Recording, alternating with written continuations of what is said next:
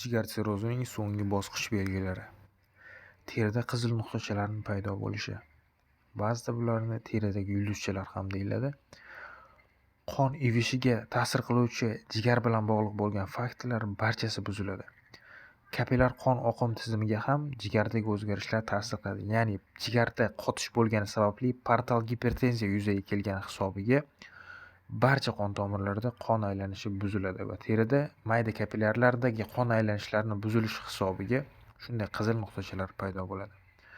Bu nuqtachalarni ko'rdingizmi, albatta shifokor bilan maslahatlashing va davo choralarini tezlashtirishingiz kerak bo'ladi. Bu nuqtachalar jigar faoliyati buzilganidan dalolat. Jigar faoliyatidagi keskin o'zgarishlar albatta yurakda ham o'z aksini topadi. Ya'ni yurak urishiga ahamiyat bering.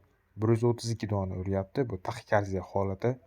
Bunga asosiy sabablar jigarga kiruvchi vena portiyadagi dimlanish yurakka yuklamani orttiradi.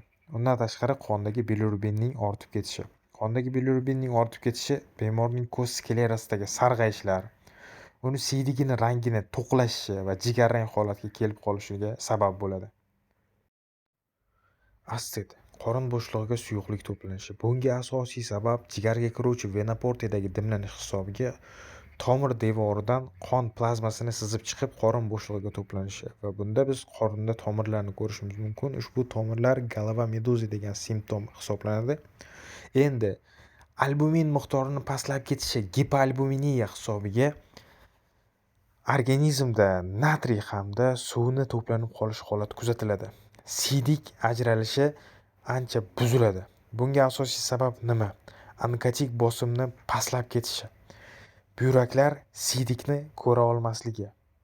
Va shu sababdan bemor organizmida ko'proq oyoqlarda shunaqa shishlar yuzaga keladi. Shishni aniqlash uchun shunchaki bosib ko'rsak, barmog'imiz izi